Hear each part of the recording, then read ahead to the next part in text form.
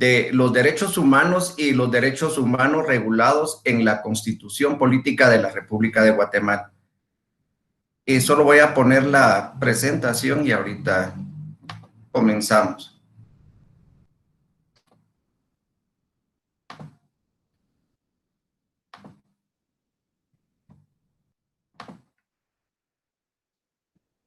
Entonces, el tema, como ya se los dije, los derechos humanos, la regulación de los derechos humanos en la Constitución Política de la República de Guatemala.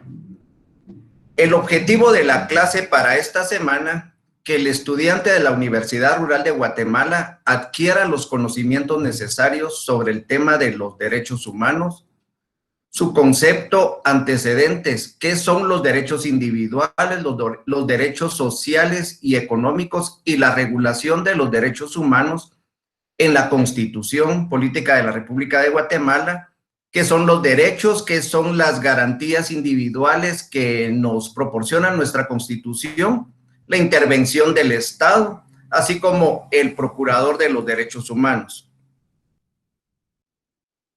Antes de empezar con la clase, permítanme informarles que tuve conocimiento de que hubo un problema con el video de la semana número 2, por lo que les pongo aquí el link donde lo pueden buscar. No sé, ya lo había enviado a algunos compañeros por correo y no sé si hicieron el favor de distribuirlo, pero de todos modos aquí les dejo el link para que lo copien. En cuanto a las presentaciones de las clases, déjenme decirles que son las mismas que aparecen en los videos. Si ustedes descargan el video, pues obtienen la presentación de la clase. No han variado para nada en lo que es la clase y el video. Entonces, con toda confianza, ustedes con la presentación del video pueden iniciar lo que es la clase. Les había pedido algunas preguntas o dudas que les habían quedado sobre la semana pasada. Y sí, efectivamente recibí algunos correos que piden que aclaren lo que son las reformas. Lo que hablamos la semana pasada, hablamos de las constituciones rígidas, las que necesitan un procedimiento especial para su reforma. En ningún momento entramos a hablar de las reformas en sí. Estos van a ser temas para más adelante dentro del curso, pero para aclarar esas dudas vamos a tener claro que la Constitución Política de Guatemala se puede reformar por medio de dos procedimientos. El primero es mediante la Asamblea Nacional Constituyente. Tenemos dos clases de Asamblea Nacional Constituyente. Tenemos una originaria y una genuina. Y tenemos una constituida o una asamblea constituyente derivada. Esto es más que todo doctrina. Cuando hablamos de una asamblea nacional constituyente, su función primordial es crear un cuerpo legal, crear una nueva constitución. Ahora bien, cuando hablamos de una derivada, su propósito fundamental es reformar una constitución ya existente. Entonces, ahora bien, hablando de las reformas, tenemos que tener claro en el artículo 270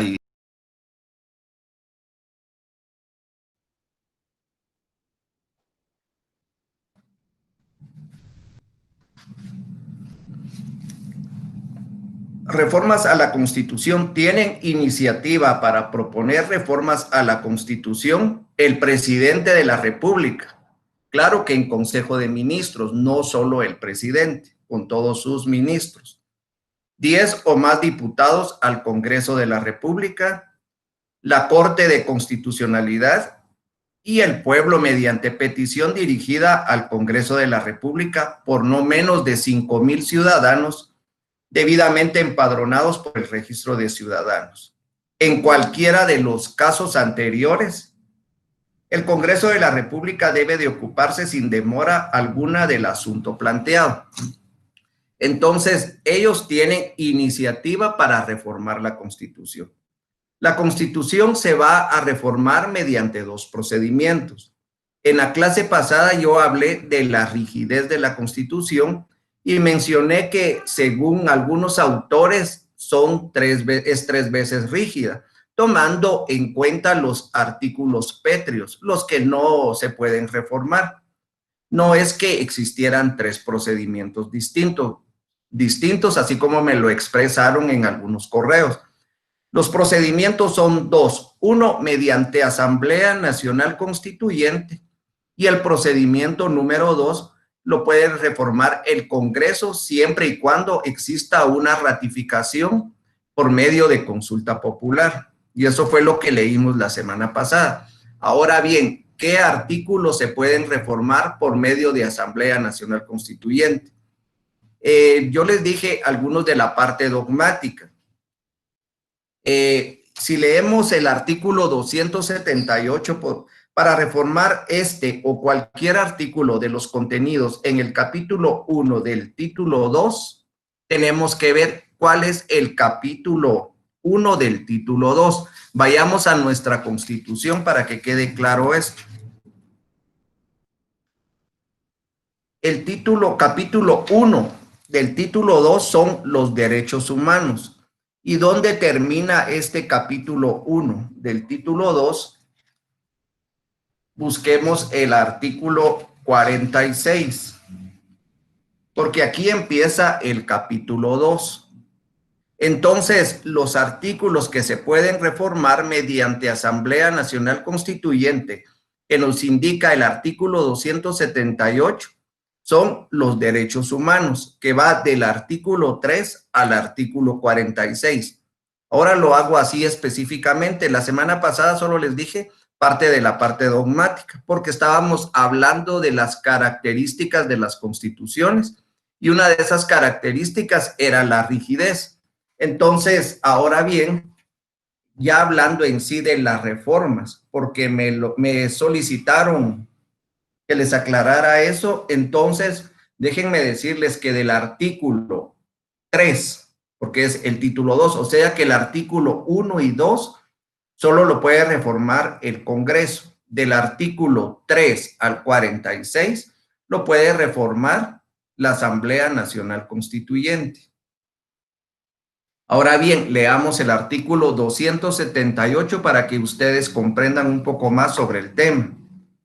Dice, Asamblea Nacional Constituyente, para reformar este o cualquier artículo de los contenidos en el capítulo 1 del título 2 de esta Constitución, es indispensable que el Congreso de la República, con el voto afirmativo de las 2/3 partes, habíamos hablado de la mayoría calificada, convoque a una Asamblea Nacional Constituyente.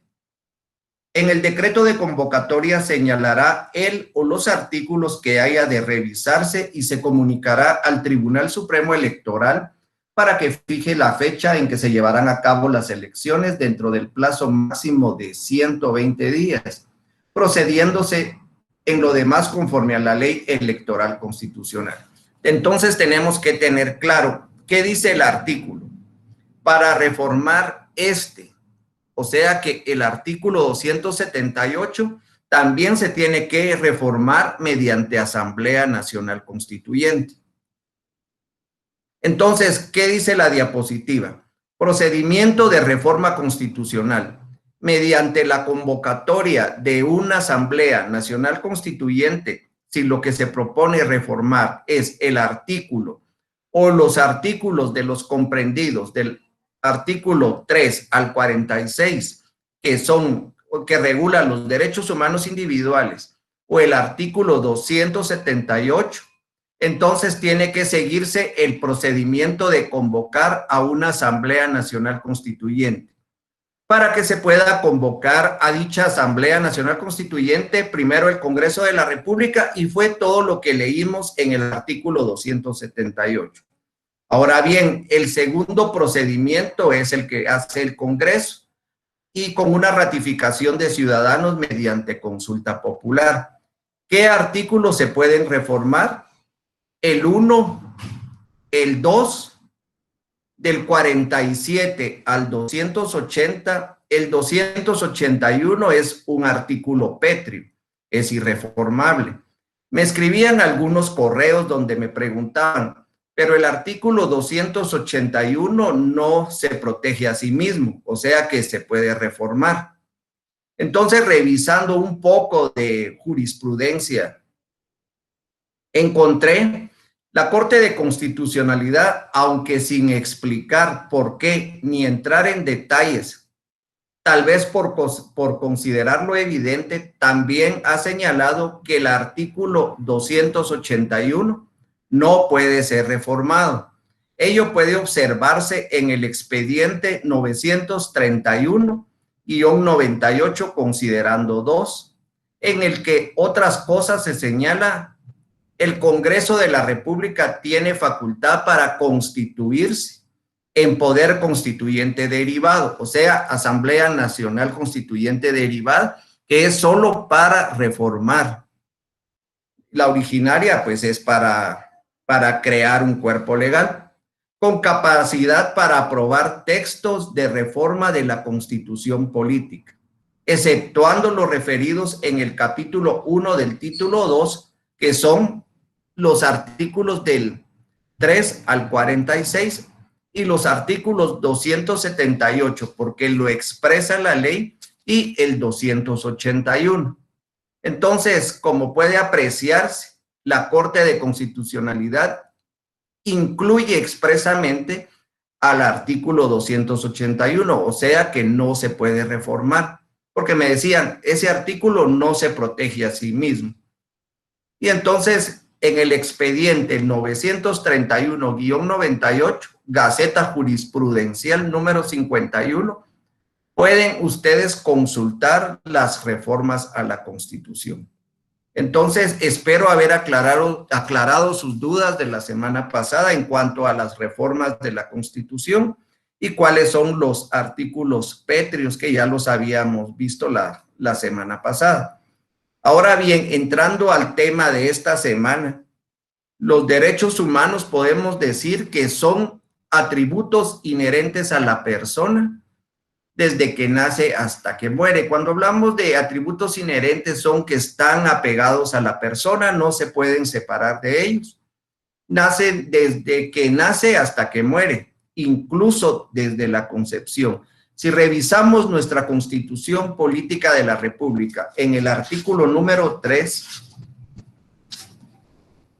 nos dice derecho a la vida. El Estado garantiza y protege la vida humana desde su concepción, así como la integridad y la seguridad de la persona.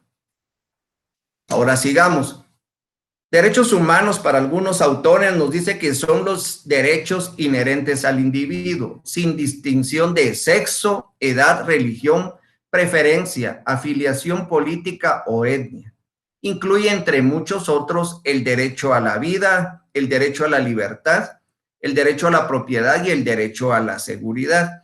Entonces podemos tomar que toma como algo primordial la igualdad, y eso está regulado en el artículo 4 de la Constitución Política de la República, que nos dice: en Guatemala todos los seres humanos son libres e iguales en dignidad y derechos. El hombre y la mujer, cualquiera que sea su estado civil, tiene iguales oportunidades y responsabilidades.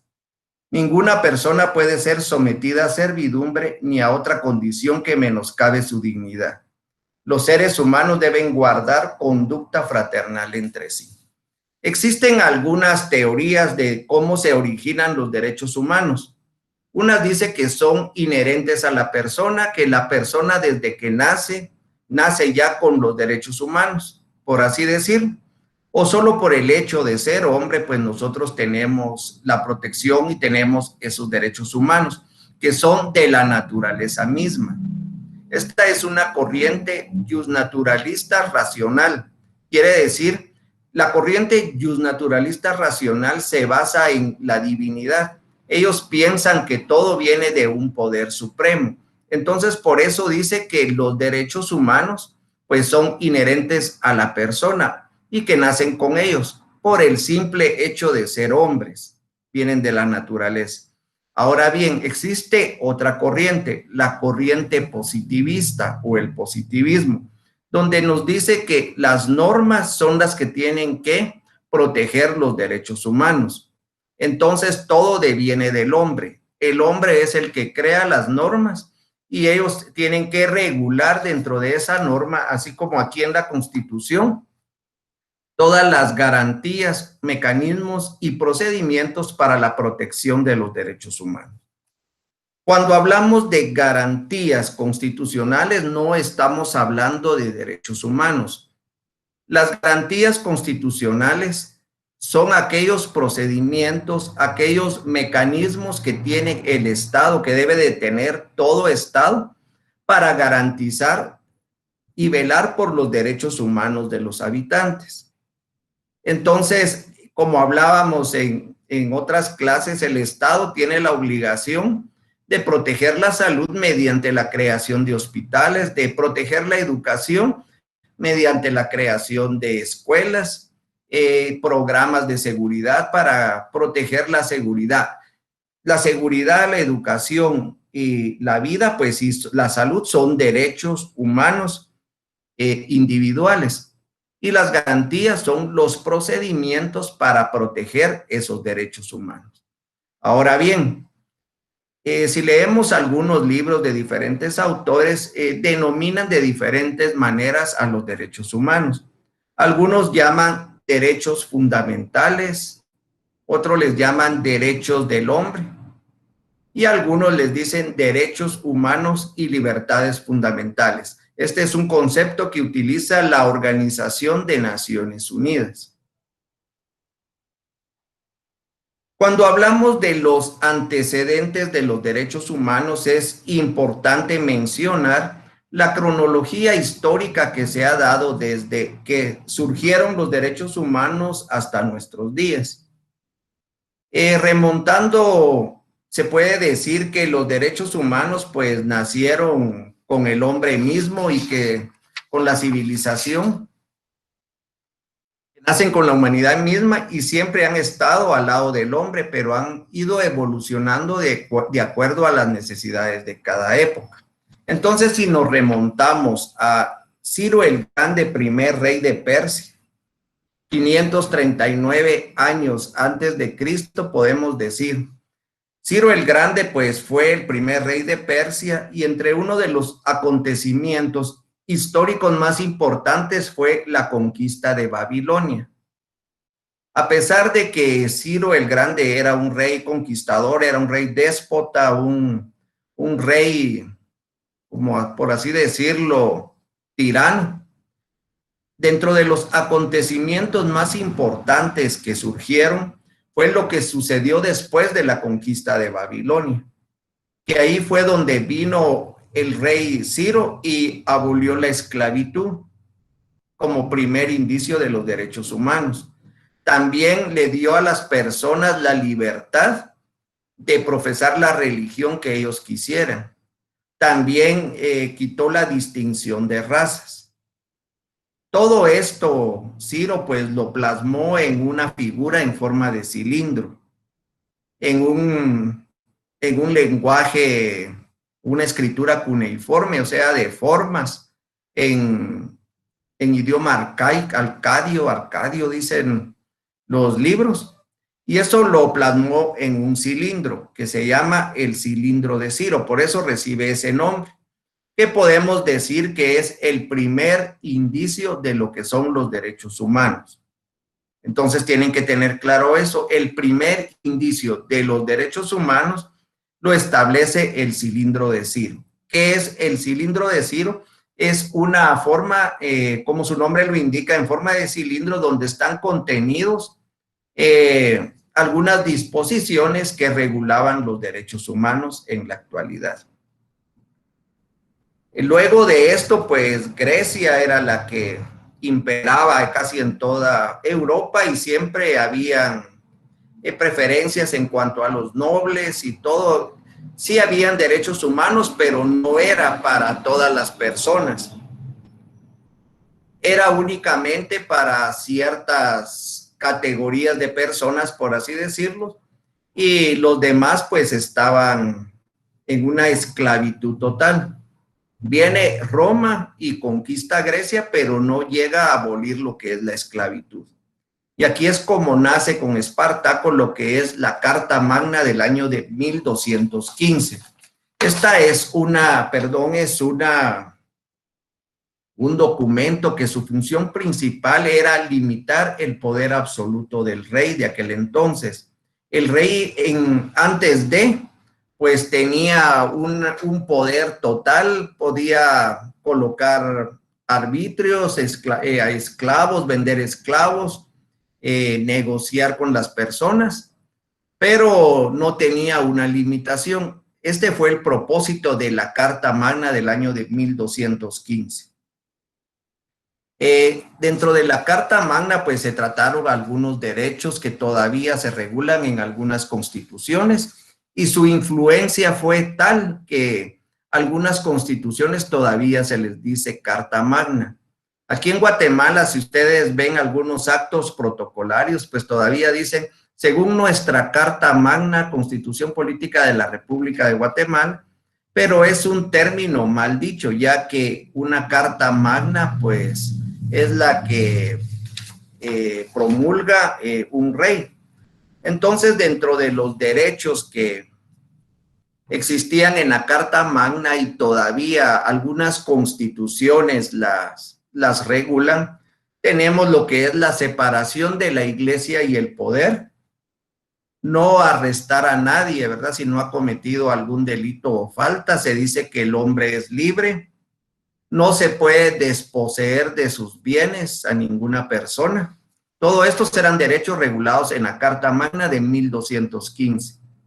No desterrarlo ni molestarlo sin motivo, no ponerlo en prisión ni disponer de él, sino como resultado de un juicio legal.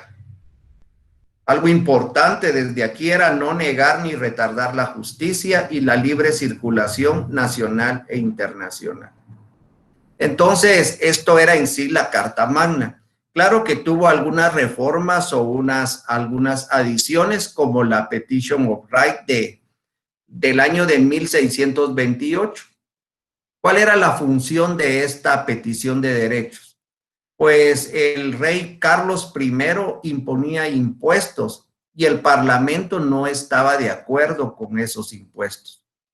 Entonces, a su sabor y antojo, él iba colocando impuestos a todos los habitantes. Con la petición de derechos, pues se vino a regular eso. Entonces, el parlamento era el que disponía o el que estaba controlando al rey de aquel entonces. También tenemos el Bill of Rights de 1689.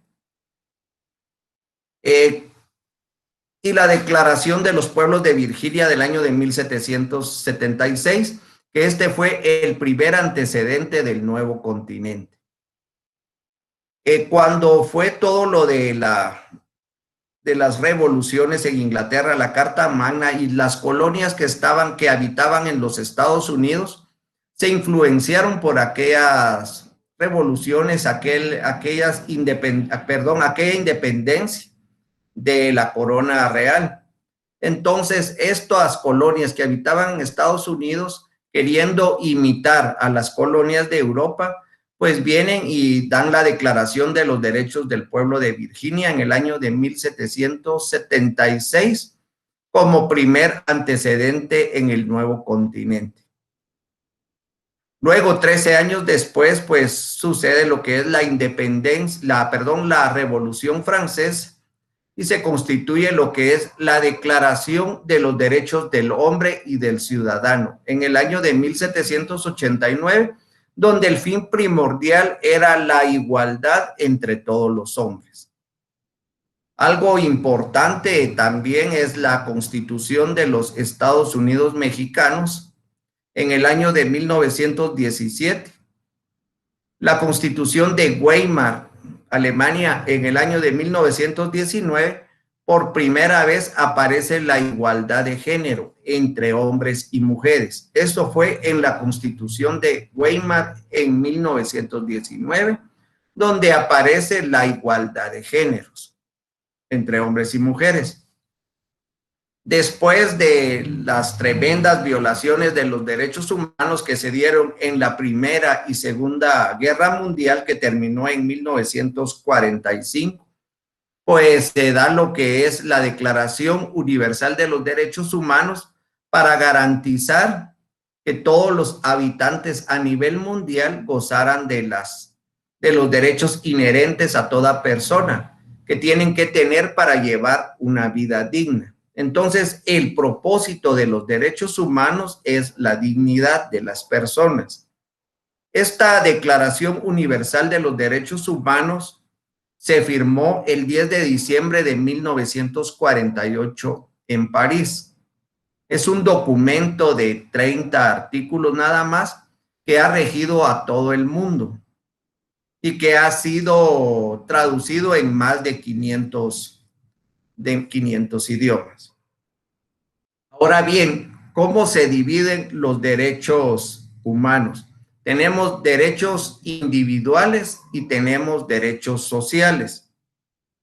Cuando hablamos de derechos individuales, pues son aquellas garantías que las constituciones conceden a favor de los habitantes del Estado, o aquellos derechos de los que gozan los individuos como particulares y que no pueden ser restringidos por los gobernantes.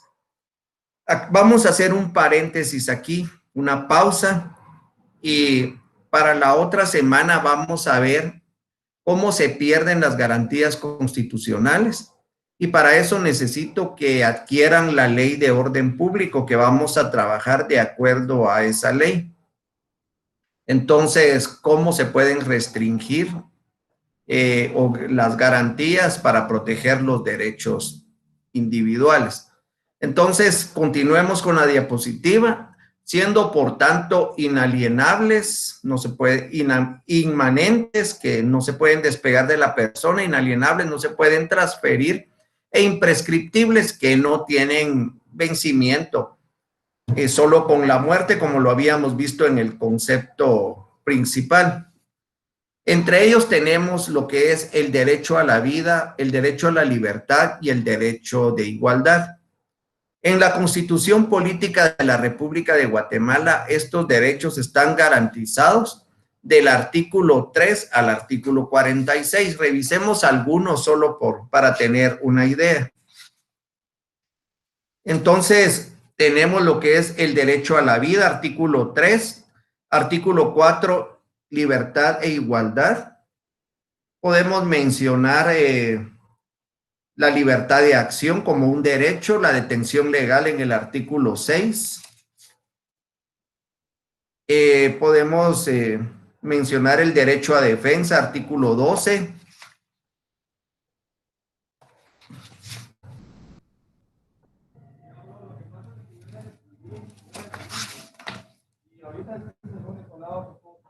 La inviolabilidad de la correspondencia de documentos y libros en el artículo 24, igual el 23, la inviolabilidad de la vivienda.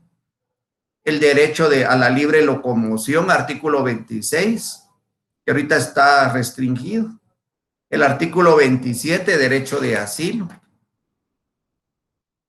Tenemos el derecho de petición, todos estos son derechos individuales humanos.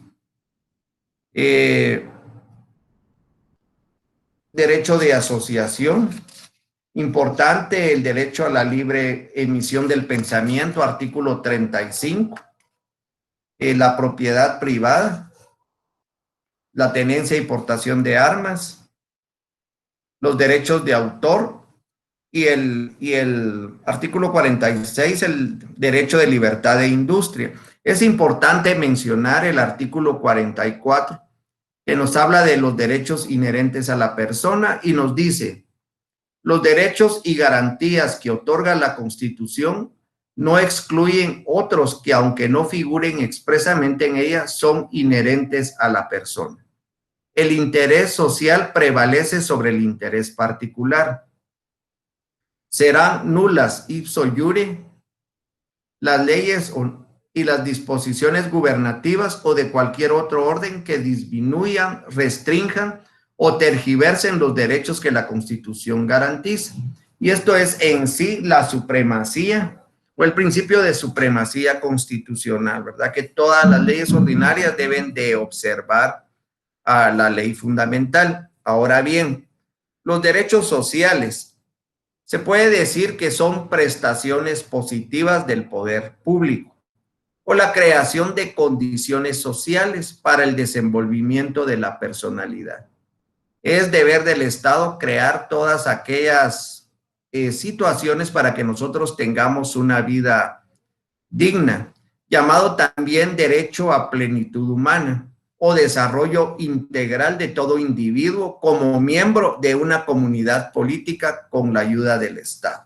Estos están regulados en el capítulo 2, derechos sociales, y entre ellos podemos ver en el artículo 47 lo que es la familia, en el artículo 57 la cultura,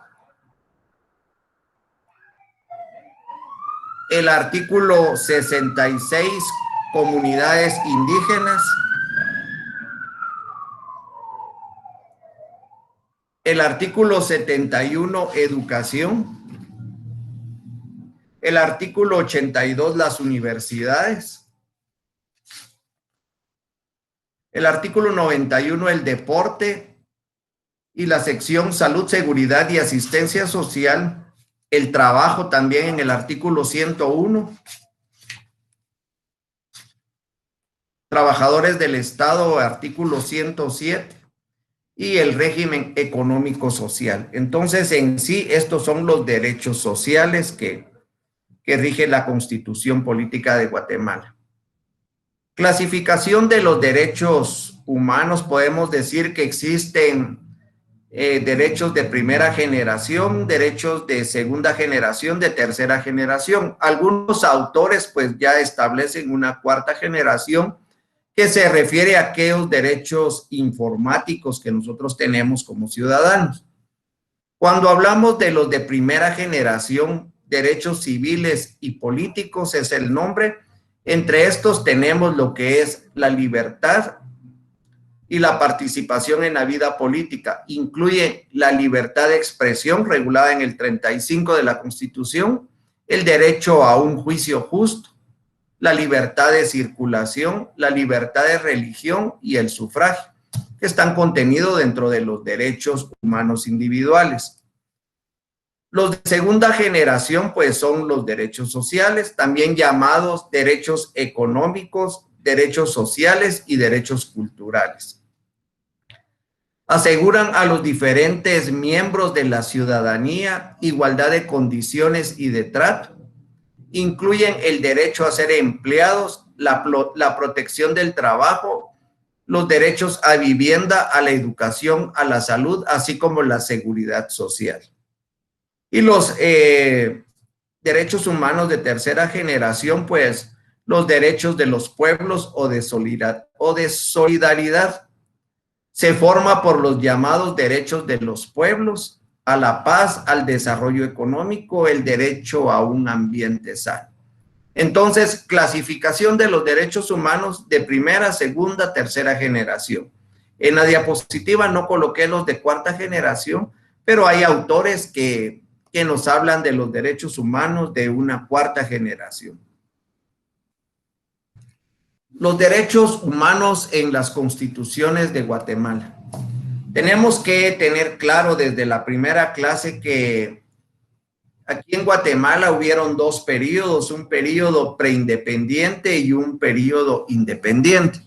Entonces, las constituciones que regían dentro del periodo preindependiente tenemos dos, las primeras dos, que es la Constitución de Bayona en el año de 1808 y la Constitución de Cádiz en el año de 1812. Cuando hablamos de la Constitución de Bayona, pues decimos que no se tomaba como una mera constitución, pero aquí pues se conocieron algunos derechos humanos como lo era la libertad personal. Se reconocía como delito la detención arbitraria. También era prohibido los tormentos a los habitantes, así como los tratos crueles. Pero también en uno de sus articulados nos decía que todos los indios no podían acceder a un abogado por lo caro que cobraba en sus honorarios. Viene y y crea lo que es al protector o defensor de los indios. Y este es como el primer antecedente al procurador de los derechos humanos aquí en Guatemala, ¿verdad? Que es el protector o defensor de los indios. Pues Fray Bartolomé de las Casas, según la historia, fue uno de los defensores de los indios, y dentro de los derechos que se constituían, pues podemos decir que tenemos la libertad, la igualdad, los tratos crueles. Cuando dejó de regir esta Constitución de Bayona del año de 1808 y entró a regir la de Cádiz en el año de 1812, esta entró a regir después de la separación de Guatemala de México. Entonces retomamos lo que era la Constitución de Cádiz en el año de 1812. Prácticamente esta Constitución reconoció todos los derechos que ya estaban constituidos en la Constitución de Bayona, excepto que no reconoció el habeas corpus, y también subsiguió lo que era la esclavitud, pero prácticamente siguió con la misma línea de la Constitución de Bayona. La Constitución de 1825, recuerden que fue la primera constitución de la República de Guatemala. Esta, por así decirlo, indicó 2 capítulos sobre lo que son los derechos de los habitantes, pero se dejó influenciar por la Constitución de los Estados Unidos y tomó algunas normas de carácter constitucional desde allá, ¿verdad? Como referencia, y entraron en vigencia aquí lo que era el Código de Livingston, la Ley Orgánica de la Administración de Justicia por Jurados, que no es aquí en Guatemala, y la Declaración de los Derechos del Estado y sus habitantes. Luego la Constitución de 1879, dentro de sus principales características, fue que reconoció la separación de la Iglesia y del Estado. Eso es aquí en Guatemala. Recuérdense que la Carta Magna lo hizo en 1215, pero no fue en Guatemala. La libertad de pensamiento la reconoció aquí la Constitución de 1879, y la de pensamiento y de culto, pero también siguió el despojo de tierras y el sometimiento de servidumbres. Incluso era permitido la venta de personas como esclavos o la donación de una persona como esclavo. Y para llegar o el colmo, por así decirlo, también se podía dejar en testamento a personas para que fueran utilizadas como esclavos, como que hubieran sido mercancías. La Constitución de 1945, se recuerdan que es la primera constitución de corte moderno aquí en Guatemala. Esta constitución pues regula lo que es lo relativo a la familia, o sea que reconoció los derechos humanos sociales, regula lo relativo a la familia, el trabajo individual y el trabajo colectivo, como lo reconoció mediante la promulgación del Código de Trabajo, que es más o menos de esa época. La seguridad social, y también algo importante, reconoció lo que era la autonomía de las municipalidades y también la autonomía de la Universidad de San Carlos de Guatemala. Y la Constitución actual de 1985, que es la Constitución vigente, pues como ya lo vimos anteriormente, divide los derechos humanos en derechos individuales del artículo 3 al 46 y los derechos sociales del artículo 47 al 139. Entonces ya platicamos a qué se refieren los artículos que están contenidos en esta regulación de estos artículos. Entonces continuemos con el tema. El Procurador de los Derechos Humanos. El Procurador de los Derechos Humanos, pues su función es la defensa de los particulares frente a los violadores de los derechos humanos. ¿Cómo se elige al Procurador de los Derechos Humanos? Revisemos el artículo 273.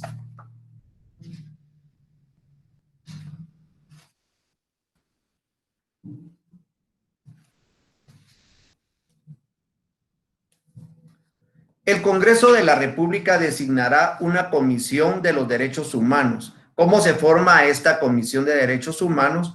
Formada por un diputado de cada partido político representado en el correspondiente periodo. Esta comisión propondrá al Congreso 3 candidatos para elección de un procurador.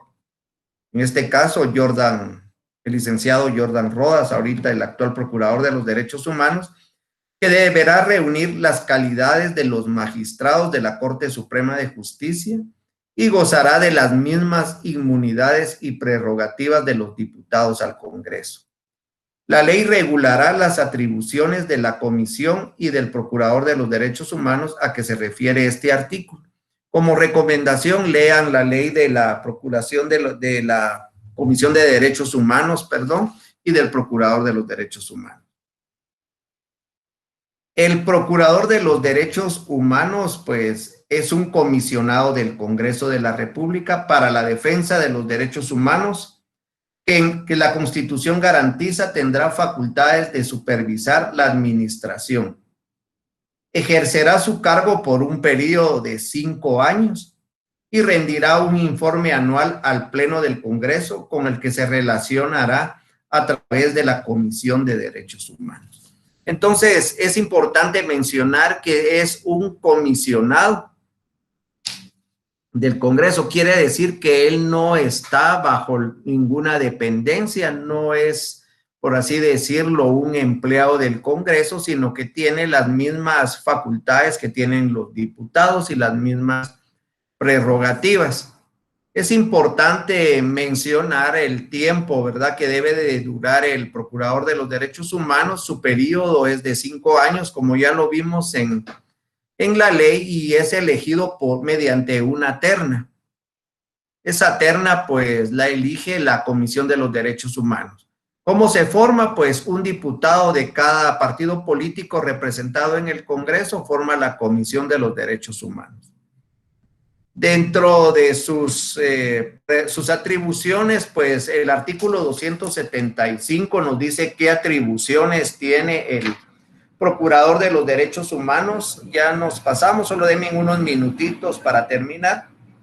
Promover el buen funcionamiento y la agilización de la gestión administrativa gubernamental en materia de derechos humanos, investigar, denunciar comportamientos administrativos lesivos a los intereses de las personas, investigar toda clase de denuncias que les sean planteadas por cualquier persona sobre violaciones a los derechos humanos, recomendar privada o públicamente a los funcionarios la modificación de un comportamiento administrativo objetado, emitir censura pública por actos o comportamientos en contra de los derechos constitucionales, promover acciones o recursos judiciales, que es lo que está de moda, ¿verdad?, los famosos amparos, o recursos judiciales o administrativos en los casos en que sea procedente, y las otras funciones y atribuciones que le asigne la ley. La actuación del Procurador de los Derechos Humanos podemos decir que es de oficio o puede ser a instancia de parte, con la debida diligencia, para que durante el régimen de excepción se garanticen a plenitud los derechos fundamentales cuya vigencia no hubieran sido expresamente restringida. Preguntas para esta semana: según los antecedentes de los derechos humanos, ¿en qué cuerpo legal aparece por primera vez la igualdad de género? ¿Cuál es el antecedente del Procurador de los Derechos Humanos? ¿En qué clasificación de los derechos humanos están contenidos los derechos económicos, sociales y culturales? ¿En qué Constitución de la República de Guatemala se estableció la autonomía de las municipalidades y de la Universidad de San Carlos? ¿Y cuál fue el primer antecedente de los derechos humanos en el nuevo continente?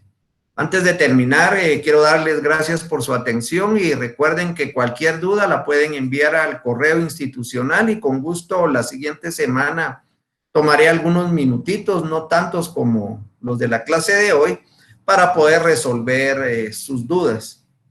Es todo por hoy. Muchas gracias por su atención.